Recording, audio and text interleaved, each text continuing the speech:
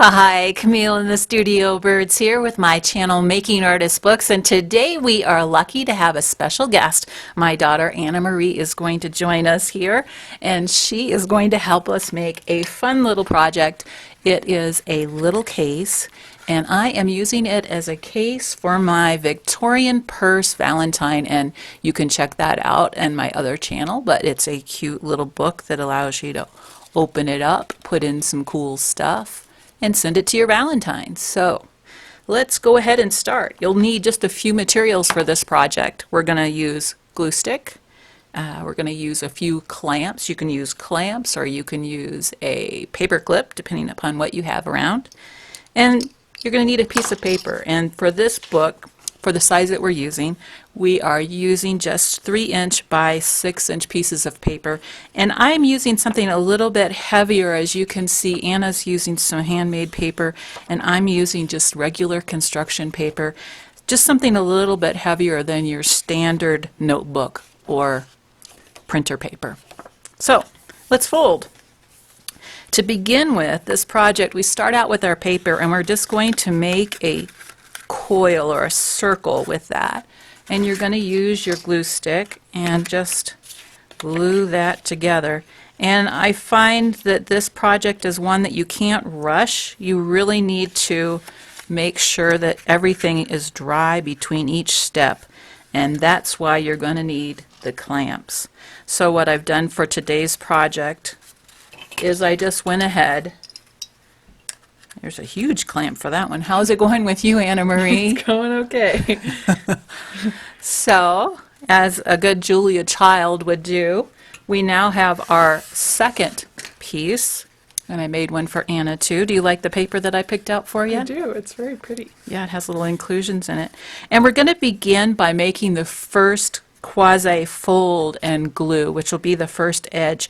And what you do is you want to fold that fold so that the seam that you just created by making the coil is in the middle. And we're going to fold that and kind of press it. And then we'll go and open it up and put the glue. And so for this, we're just going to use our trusty, let you do that. And then we'll get another clamp here. And then we'll clamp that one shut. And I usually leave these for 10 minutes. They're usually done in 10 minutes. It just really takes out the headaches of them popping up after you're all done and think that you're done with your project. So the last section, here's our last section here. What are you going to put in your box, Anna Marie? I have a little hard candy that I'm going to put in there. Oh, and I will put in the little Victorian Purse book. And so what you do is you just pop your little surprise treat in there. You want to have a few Valentines in yours, Anna? Sure. And we'll put those in. And then we're going to do, this is the trick that makes them look really cool. Your first fold was going this direction. Your last fold will be the opposite direction. So this seam that we created will be on the edge. And you need to kind of fit and make sure what you've picked is going to fit in your little box. But we fold it like that, and then we add glue to that last piece. And clamp it like we did the others. Do you want to use that little Yeah, I guess so. paper clip for that? So, there we have it.